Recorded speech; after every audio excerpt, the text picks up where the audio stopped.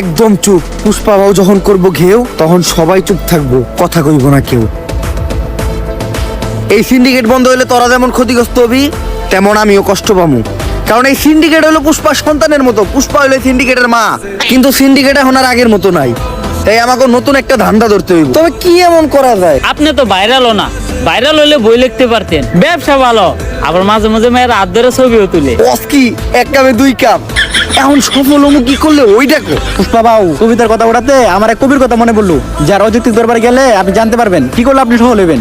কে সেই মহান কবি? কবি প্রাক্তনেন্দ্রনাথ। একটা কবিতা মাথায় এলো, আগুন না জ্বালালে কয়েল জ্বলবে না, কয়েল না জ্বললে ধোঁয়া উড়বে না, ধোঁয়া না উড়লে মশা মরবে না, আগুন না জ্বালালে কয়েল জ্বলবে না। কবিতাটা তাড়াতাড়ি লিখে গেল। কবিগুরু, আরে শিবাল্লি তুমি আসছো? তা আমার জন্য গোলাপ ফুল আনছো? গোলাপ তো আনে নাই, কিন্তু ফুল আনছি গাঁদা, কারণ আপনার মাথার চুল সাদা। থাক, ফুল আনা লাগবে না, বসো। তুমি তো নিজেই একটা ফুল।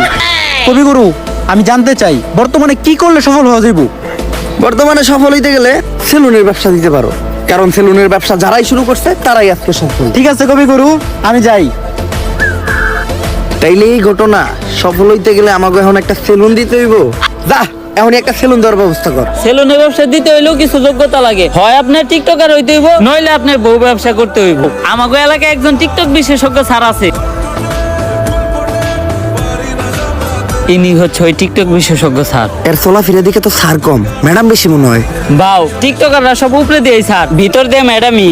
এই টিকটক একাডেমির আমি একমাত্র সফল প্রতিষ্ঠাতা ডিজে ঝাঁকানাকা রাব্বি। আমার এই প্রতিষ্ঠান থেকে বাংলাদেশের সব সফল ছাত্রী টিকটকাররা বেরিয়ে গেছে। শুধু তাই না, আমিও একজন স্বনামধন্য টিকটকার হিসেবে মিট আপের নামে বাংলাদেশের সব জায়গায় গিয়ে চর থাপড় লাত্তি গোতা গিয়ে পুরস্কৃত হয়েছে। এই যে আমার এক স্টুডেন্ট আজকে আমাদেরই প্রতিষ্ঠান থেকে টিকটকের পড়ালেখা শেষ করে ছাত্রীর সার্টিফিকেট নিয়ে বের হয়ে যাচ্ছে।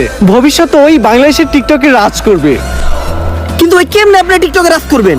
যাবো এখন দুবাই, পালবো একটা অস্ট্রেলিয়ান গাবি, ভাই বেড়াতার ভিডিও দেখবে, সাথে থাকবে ভাবি। স্যার আমি ঠিক এর মতো একটা সাপ্লি হইতে চাই, সফল হইতে চাইলে এর মতোই হইতে হইব। তার যেমনি হোক আপনি আমার এরকম একটা সাপ্লি টিকটকার বানায় দেন। এরকম টিকটকার হইতে চাইলে তোমাকে 3টা রুলস মেনে চলতে হবে। প্রথম রুলস, তোমার গেট আপ নিতে হবে ছাপড়ির মতো। দ্বিতীয় রুলস, তোমার মধ্যে কোনো লজ্জা শরম থাকা যাবে না। আর তৃতীয় রুলস, এই নাও এটা খাও। এটা কি স্যার? আরে এটা তো গন্ডারের মুখ। কিন্তু স্যার এটার কাজ কি? এটা প্রতিদিন সকাল বিকাল 2বার পান করতে হবে, যার ফলে পাছার গু মাথায় চলে যাবে, তখনই তো মাথার থেকে বের হবে টিকটকের কন্টেন্ট।